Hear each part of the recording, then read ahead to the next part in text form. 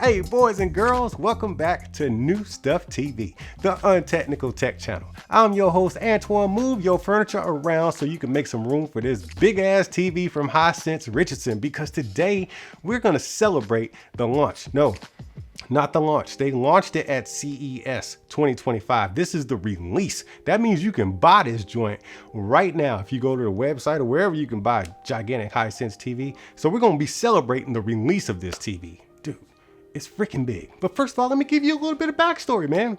Hisense took me out to New York, man. As much as I love that place, that's a beautiful city. I'm so glad to be back home in hot ass Houston, Texas. But New York was freaking hot too. We went to a soccer game. That was awesome. Sitting under the heat, just burning my scalp up, celebrating and stuff like that. But then once that was over, they showed us the TV, man.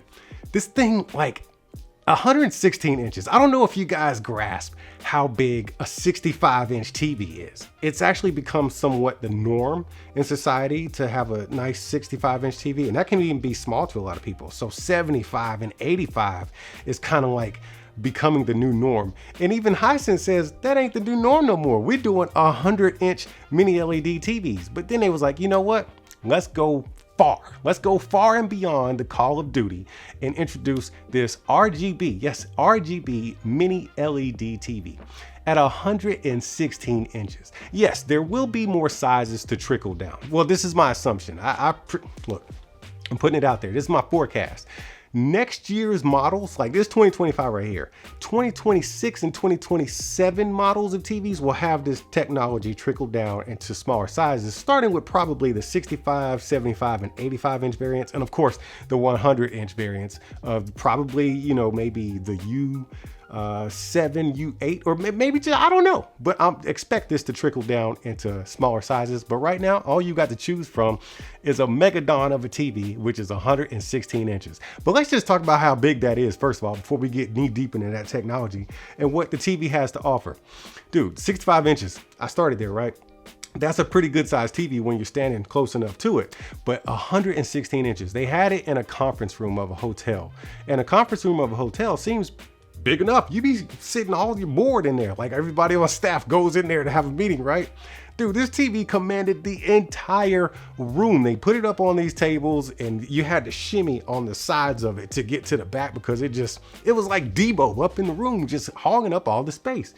That's how big this TV is in real life. This is something you gotta see. It's hard to tell you about the impact of the size of a 116 inch TV, okay? And just because it's 116 inches, you know, diagonally, that doesn't mean it's gonna be some monster of a TV. It's actually very thin. My guy told me it weighed about 280 pounds, which doesn't surprise me. This is a big old TV, man. And it sits on 2 feet, which are pretty large, but they're like size 14s, right?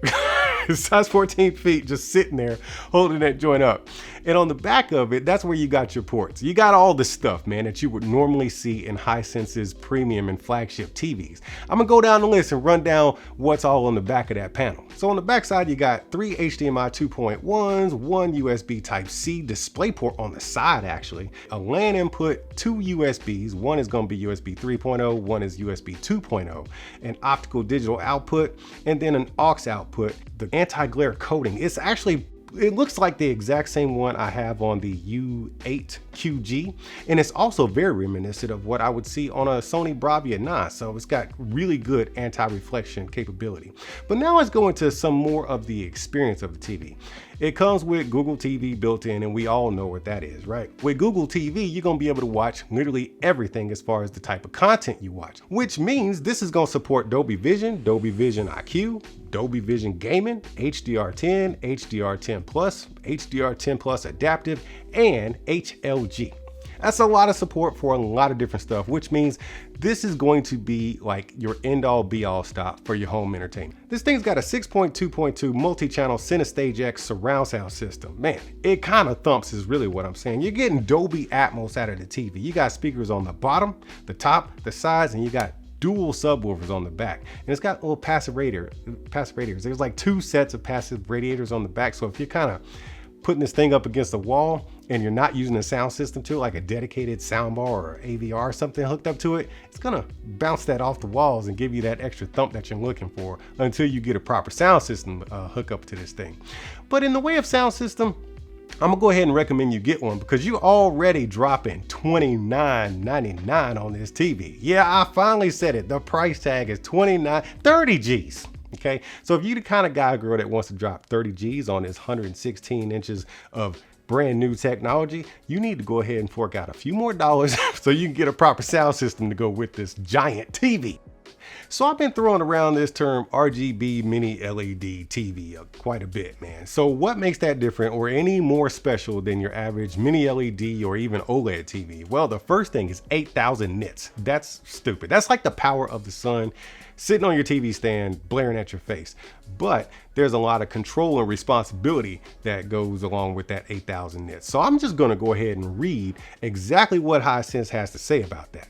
So Hisense's proprietary RGB mini LED technology replaces traditional white or blue backlights, which individually control red, green, and blue LEDs, delivering color directly from the source. This pure RGB architecture unlocks exceptional vibrancy, contrast, and precision.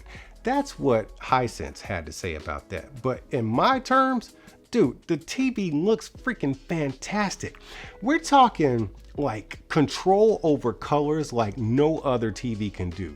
We're talking like control over local dimming like no other TV can do. Like you can see it as you're toggling like low, medium, or high local dimming. You can see it actively take place, and then it just works its magic. As I was watching content that I usually test with TVs like Young Sheldon, the show is shot brilliantly. The colors are good, right? As far as the content goes, right? But when you put it on different TVs, it's always going to look different. On this TV, man, you literally see everything. We're talking gambits and gambits of colors. In fact, let me look at my notes here, man.